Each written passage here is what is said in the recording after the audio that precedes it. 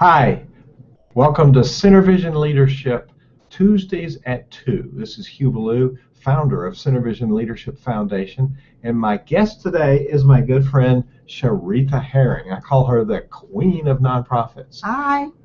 So Sherita has been a friend for many years, and she helped me get the Center Vision Leadership Foundation off the ground. Yes. And taught me how to get it started. So she's an expert on how to launch your foundation and how to set it up. Sherita has lots of knowledge on lots of topics, but today I want to talk about funding, especially how do you make your organization more attractive to those foundations that want to issue grants. But before we do that, tell folks a little bit about Sherita Herring, where you live, and why do you have this passion? I watch you work, and you have this passion for building nonprofits and empowering people to make a difference in communities. So a little bit about you, where you live, and why have you gravitated to this space and become such an expert at this? Well, Hugh, one of the things that I found is that we all have a burning desire, and it's planted in us way before we even knew it. And what really validated that for me was actually researching on a grant proposal. And I found that there's proven statistics that shows that who we are, what we love, whether our likes, dislikes, or whatever, shows up in us by the time we're 5 years old. Wow. So I've always been one to try and help somebody. I was one of those kids that if at school, they have what's called, and I don't know if I can say that, hopefully, how they say I have the stinky kid. Uh-huh. I was always the one, instead of teasing that stinky kid, that's the kid that I take home. Oh. And there was there was one girl that she smelled, and you could tell that she went to the bathroom on herself often, or maybe slept with a brother or sister that went on her. Well, she smelled like that. Well, that's the girl that I'd bring home, and my mom would, a lot of our clothes were from the Goodwill too, but you never would know it. So I was always bringing that kid home. And then there was a guy that lived up the street, Mr. Brown, older guy, and if he was raking his yard, if we're playing kickball, I'd say, you guys, let's go up and help Mr. Brown. I'm not going up and help Mr. Brown. Well, I'd go and help Mr. Brown.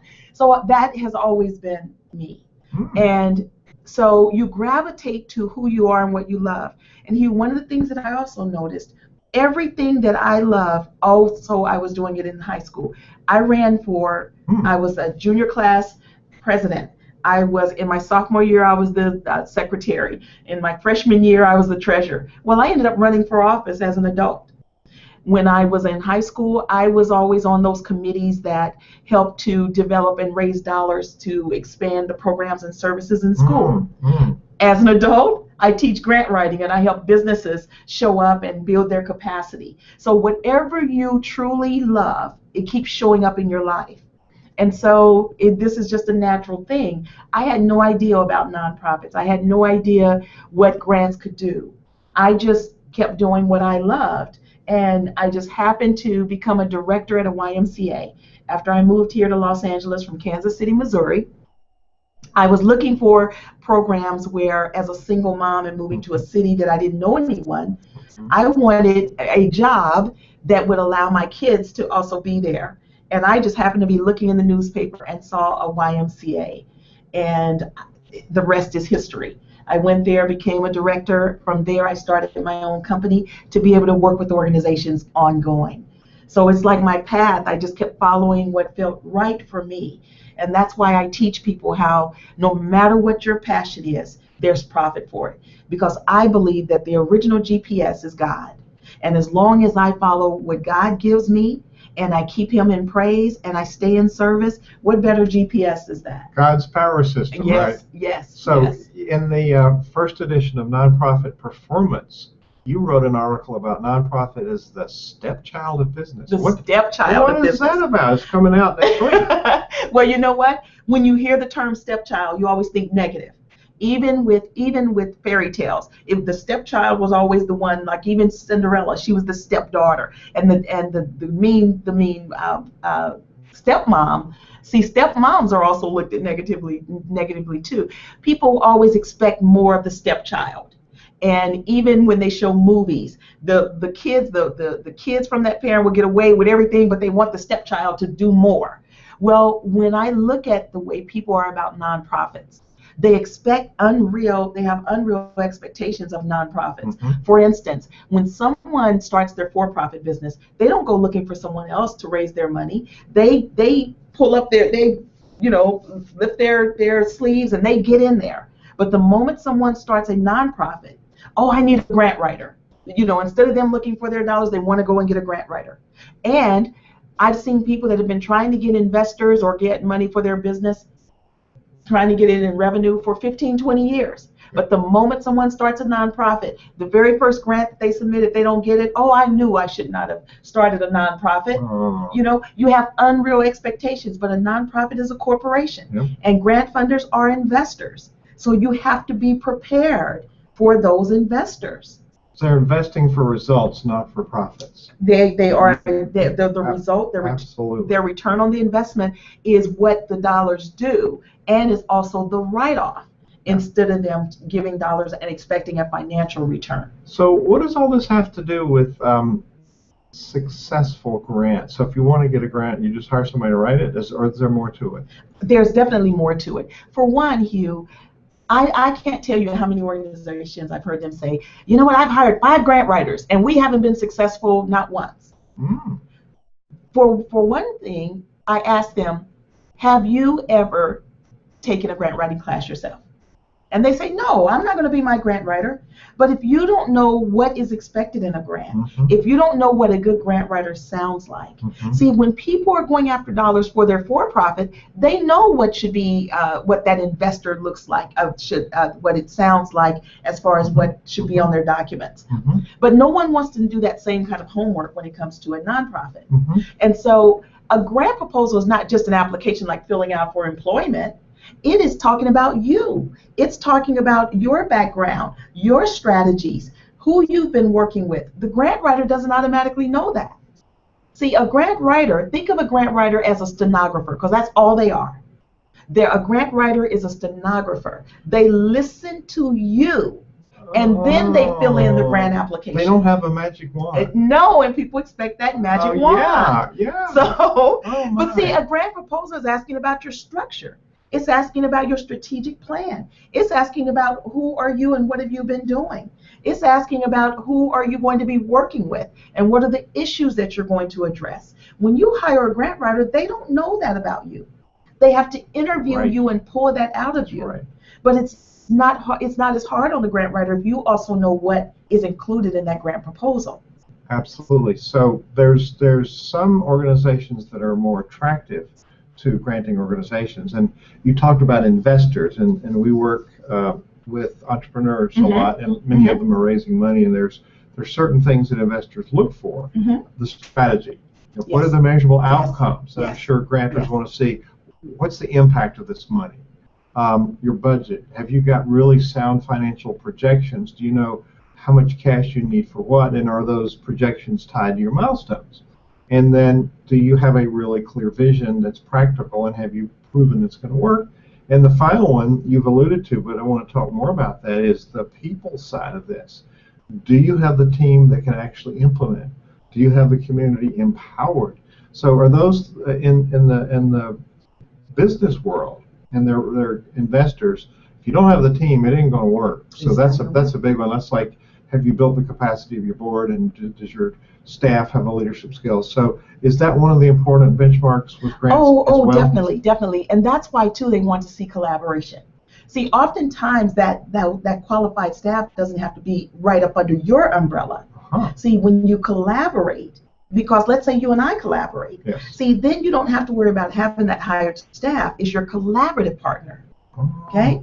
See, Hugh, no matter how much money you're looking for, whether you are a hospital looking for $20 million or you're a child care center that only needs $10,000, a grant funder only asks 5 questions. Only 5 questions.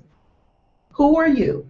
Meaning your experience. Mhm. What have you been doing? Mhm. Who is your target population? Mhm.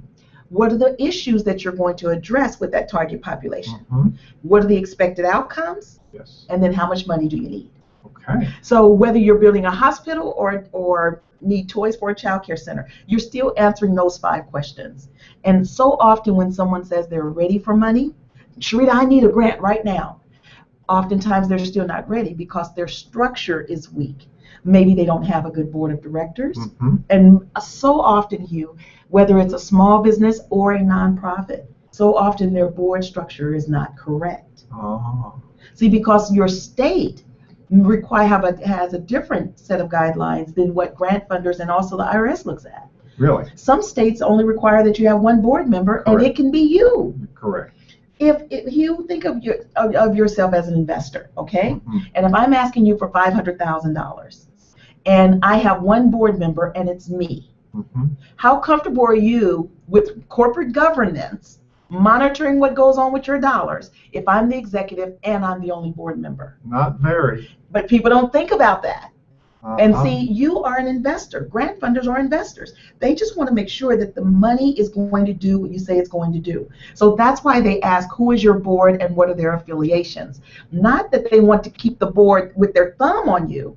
They just want to make sure that if you say you're going to do what they're approving you to do with their money, that that's what happens with it. Their affiliations. Their affiliation. So let's say that I'm a teacher. Right. They don't want to see my after school program have a board of directors or they're all the teachers right there at my school. I see. Because then they're worried about corporate governance. They may feel that all of us we're all hanging out together all the time anyway. We may go after work, after drinks. Well, we might take that money that they're giving and we all go to Vegas. Oh. So they want to make sure that your board members are coming from various organizations, different backgrounds, so that there's some diversity in your board of directors. They are looking at that. That's an important piece. Oh, yes, yes, yes. So it's not about just writing the document to match what the grantor wants to see. It's about them looking into the fundamentals of your organization. Now, as part of the purpose of Center Vision Foundation is to help nonprofits build out these systems. Yes, yes. Because see, again, when you're writing about your board and the diversity, you are writing what they want to see. See, so often when they ask the question on a grant, it seems very generic.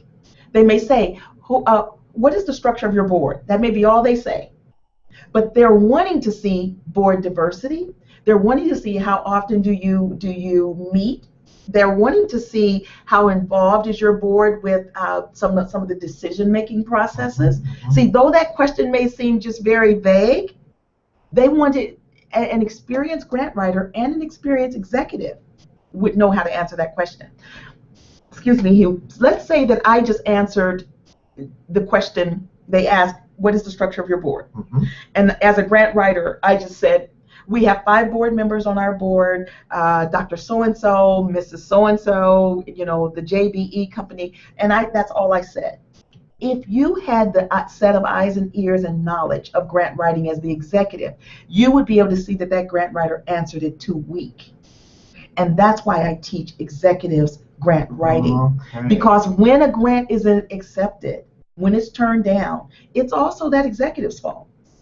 So, and most grant organizations won't tell you why they turned you down, will they? Not in most cases, no. Yeah. Because they would be answering the questions of hundreds of people. Yes. And so the thing is that's why oftentimes they will have a webinar or something and answering questions at that time, because they want you to be as equipped as possible before you even submit. Really? Yes, and they call it my mind is gone. They will have what's called it's a meeting that they have. Sometimes it's in person if it's for local, or now they're doing webinars, and it's a Q&A.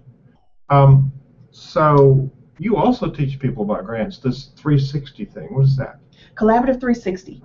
That's where you don't have to be a nonprofit. You could be an entrepreneur, small business owner, but you are a social entrepreneur. See, there's a lot of people that they might own a boutique, they might own a pizza parlor, like one of our CEO Space grads in San Diego. He probably gives $5,000 a month away in pizza. But he doesn't realize that grants can cover that cost instead of him just absorbing that cost under his for-profit company. Well, now by being under Collaborative 360, when we go after grants, he can be included in that because he feeds all kinds of baseball teams. What do you mean when we go after grants? As under the C360 program, what it's designed to do, Hugh, is under 360, we will go after a minimum of 5 grants annually for you. And we identify the grant funders. We also will set up collaborations, and we'll go after those grants based on what each affiliate, what your focus is. And so now let's say that his name is Rossi. So let's say that Rossi's Pizza is under Collaborative 360. I know him. And so we're writing a grant for community outreach for businesses that are doing either supporting baseball teams or schools or whatever. So now, because he gives away about $5,000 a month, let's say that we go after a $60,000 grant for him. And now that will cover him giving those pizzas away to those teams. So that way he doesn't have to develop his own nonprofit. He's under our umbrella. Once you're a member of C360, you are a nonprofit. But also now he can also get donations, because every affiliate member has a website with a donate button. So he can even now receive donations, and it's tax deductible because under our umbrella we're serving as his fiscal agent. That's great. Yes. So we have a lot of work to do to clean house before we can even think about writing a grant proposal, don't we? In most cases. Now, if a business has already been operating and they're in revenue, pretty much they already know how to set up their strategic plan. They've got their sequence in place and that kind of thing.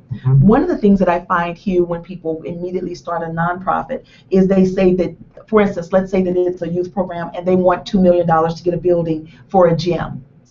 Well, if you don't have a history of running a youth program, first of all, you don't have any experience showing that you've ran a quality basketball program, that you know what it's going to take to run that building, the maintenance of the floor, to have one of those wood floors maintained, and even the special wax they use and all of that. If you don't have that knowledge, then you're out of sequence asking for $2 million for the building first.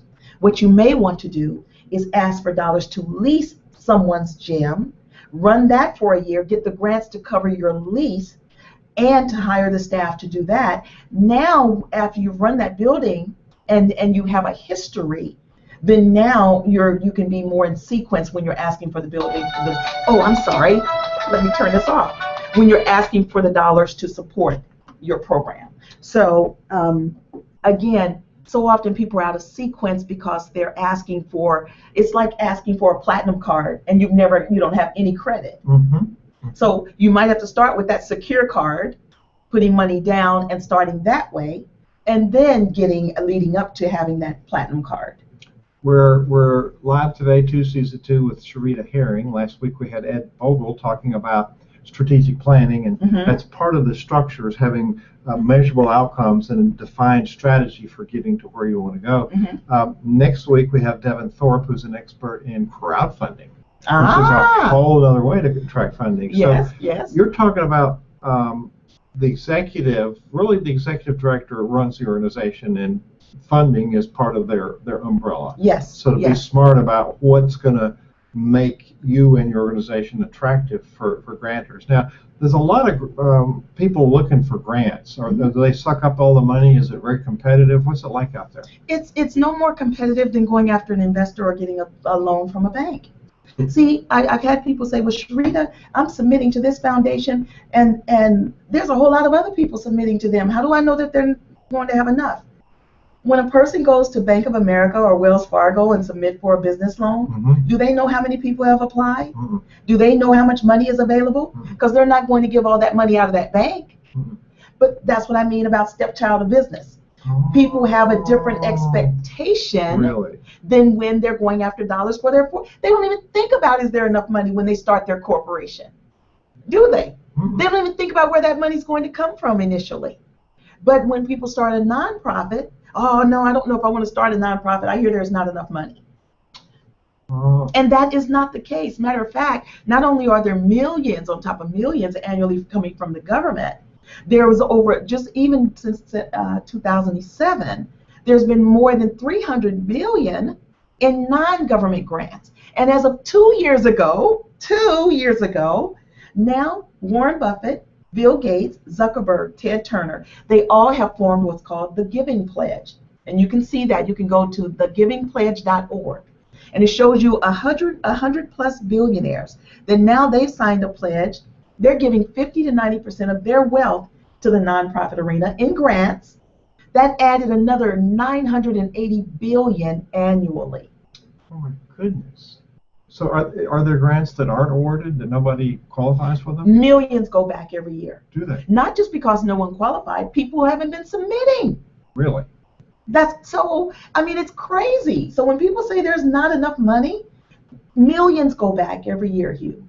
Untapped. Millions go Millions. back. That just stops my heart. Yeah, me too. That's why I teach this. That's why I don't shut up. Because, you know, there's so much available and there's so much that we all could be doing. But what I'm finding, the more entrepreneurs, the more business-minded individuals that I can teach this, then I'm starting to see more organizations become more active. We'll talk about that in a minute. You've talked about business principles, and many churches and nonprofits, no, we don't want to do that. That's not business principles. But I find that it's really a life changer when you install some business concepts, principles in the organization. Yes. As a matter of fact, you probably have a board that has business people on the board. Yes. And they would insist on a higher standard. So is that minimalist thinking? What is that? Most people, Hugh, when they start a nonprofit, they didn't see it as a business. Mm-hmm. Because that's just in everyone's thinking. First of all, most people think when you have a nonprofit that everyone has to be volunteers, which is not true. Most people think that a nonprofit cannot make a profit, which is not true. The NFL is a nonprofit. The really? NFL is a nonprofit. So nonprofit is a bad word. It should be non-taxed. You know, the thing is matter of fact, I'm trying to find out how to get that changed. I was even talking to a friend of mine that's a councilman, and I said, how can we initiate changing that? Because we all are taught you are what you speak. And if you're saying nonprofit, you instantly think that there's no profit. Scarcity mentality. Yes. I use the word social benefit organization many times. Yes. People don't cue in what that is because it's not part of our language. Right. We understand the word nonprofit, but it really needs to be changed because it inspires us to go there. Yes. We can't make a profit, we dumb down. And see, the thing is, nonprofit, again, doesn't mean that you can't make a profit. You do not start the company solely for profit. You start the organization because of a cause, but that doesn't mean you can't make a profit. Just like charity is not you as the individual with the nonprofit or the charity. Correct. Charity is what you do and who receives the service. That's the charity. So you're paid to do that, and you're paid well. Mm-hmm. You're paid. A nonprofit, just like a for-profit, your salary is based on your operating budget. Mm-hmm. So the more money your company makes, the more money you make. It would seem ridiculous to have a multi-million-dollar nonprofit and the executive only makes $60,000 a year. Mm-hmm. So when you hear people saying, "Oh, that's crazy that the head of the Red Cross is in six figures," you pay that executive for their experience in growing that company and maintaining that company. Absolutely. Yes. Yes. Absolutely. Recently on Facebook, there was a beautiful yacht, and I was sitting on the dock, and we were watching Roberta Flack Saturday night. And Hugh, my goal is to have a beautiful yacht, and it's going to be my nonprofits. Okay? And so I posted on there. I posted beautiful, it's like 3 stories. And I said, this is my next yacht. And I said, and there's a grant for that. Well, someone responded very negatively, and she attacked me. She said, you should be ashamed of yourself. How do you look at yourself in the mirror? Executives, see, that's what I'm talking about, taking government money and using it for your own personal purposes. I say, wow, I'm so surprised that you jump to conclusions that way. Why is it that every time when someone sees something of beauty, it cannot be nonprofit? There are so many businesses that you walk in and deal with every day in your life, and you don't realize they're a nonprofit. How many beautiful hospitals do you walk in every day, and they're a nonprofit? How many credit unions do you walk in, and they're a nonprofit? And I can go on and on. Pharmacies. Universities. They're nonprofits. It's not the beauty, it's what you're doing. Hugh, that beautiful yacht, I'm going to be taking kids out that have never even spent the night or even been to the ocean, and we're going to be taking trips. I'm going to have it where nonprofits and small businesses can come there and have meetings and that kind of, the same way that they lease buildings for their events or whatever, we're going to be doing them on that yacht. It takes a skill to be able to maneuver that yacht. That's going to be a job training program. It takes a skill to be able to have a crew that's going to be maintaining that yacht. Just the same way I'm developing a waiter waitress program with one of the largest restaurant chains in Los Angeles, and that's nonprofit, the same way I'm going to be doing on that ship. It's not what you do. It's not, I mean, it's not the amount and what it looks like. It's the service that you're providing and who's benefiting from it. That's the important part. What is the impact of the money? What is the impact? So donors want to know. I think donors will support what they believe in and won't pay a penny for what they don't believe in. And sponsors, there's a number of ways to attract funds. So sponsors want to have positive name recognition. Yes. So you've got to up your game so that they're associating with something of quality. Exactly. That promotes their brand. And then foundations that are giving you grants want to see results. Mm-hmm. You know, Hugh, it reminds me of, I was working with a job training program, and we specifically told the individuals, the participants, tomorrow we're going to have mock interviews. So come dressed like you really want this job. You need this job. Now this goes to show you the mentality. One young man was an amazing student in the class. He wouldn't miss a day. He was always up front, always answering questions. And let's just say, let's call him Oscar. So the next day when he comes, I actually thought he was sick. He looked worse than I'd ever seen him look. But he still had that spirit about him. But Hugh, his shoes were horrible, his clothes, and I thought maybe he forgot. So I asked him, I said, Oscar, can you come outside a moment? So we step outside the classroom, and I said, did you forget that we were doing the mock interviews today? No, Miss Herring, no, I'm ready, right? And I said, okay. And I said, well, Oscar, why are you dressed this way? His mentality, he felt like he needed to look like he needed the job. Oh, no. That's that mentality. I feel like people look at the nonprofit arena the same way, Hugh. They feel like they need to look poor. They feel like they should only be dealing with the homeless. They feel like that they can't be paying their executives. They're looking at the nonprofit arena the same way that young man was looking at me when I said, dress like you really want this job. Instead of dressing to impress, he felt like he needed to look like he was starving to death and needed the job. Oh my goodness. And people look at it the same way. That's that scarcity mentality I was talking about. Exactly. So we're going to do a wrap here because I try to keep these to around a half an hour, 35 minutes. So okay. As we wrap, can we summarize the points, the board, the strategy, those points that make an organization attractive? So what's the point about the board? You want to make sure that you have a board that, well, in the nonprofit arena, no more than 49% of your board should be family or interested parties. Okay. And the interested parties is anyone that would have a biased vote. Now, I know people are afraid of that because they think that the board can take over their company. For one, if there's no financial gain, so you find boards that take over companies more so in the for-profit arena than the nonprofit. What it's just corporate governance. But don't bring your board in so close that they seem like an employee. Mm-hmm. The board should operate at arm's length. Mm-hmm. Okay. So diversity in the board, high level of skills, and yes. The board's very active yes. in governance and fiduciary responsibility. Yes. And so what about the skill of the leader? The skill of the leader, they want to make sure that, first of all, that they're a good communicator. And two, that leader should make sure that whatever that business is, that they're passionate about it. Love that business. Because if you love it, then you're going to do what it takes to make sure that it operates well. And then two, the leader needs to know I always recommend, if you're going after dollars, you learn the strategy of the dollars too.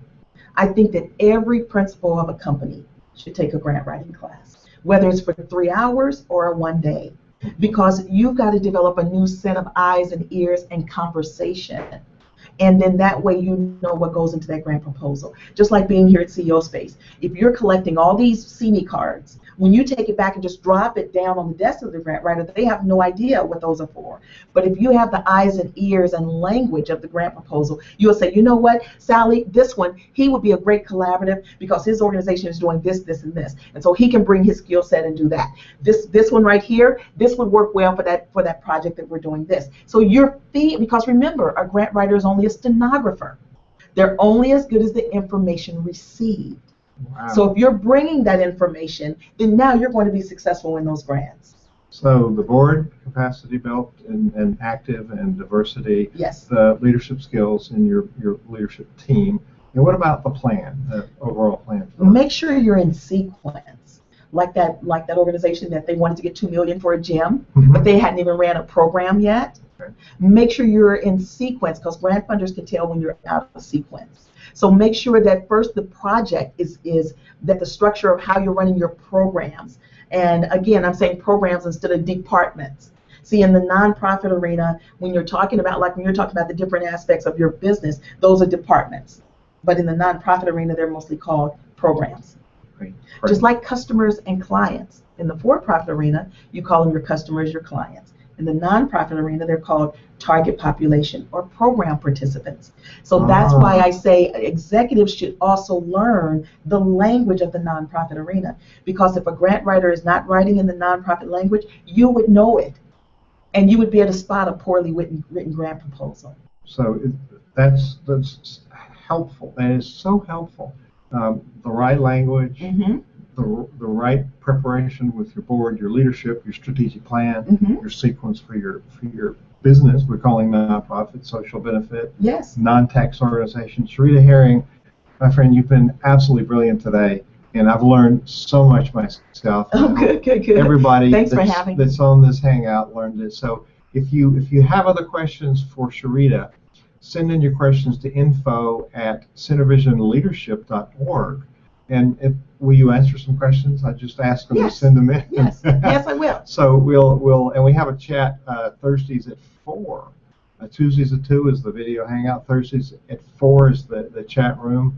So join Todd in the chat room on Thursdays, and your questions will be answered, or we will defer them and come back to you and have a full answer. So Sherita, you've really excited me about the possibilities, and I got a lot of work to do. So I'm going to go to work, and I'm inspired to do it now. Yes. So thank you for so much that you shared. Thank you for having me on. So we'll see you next week, Tuesday at 2. Thank you for tuning in. Goodbye.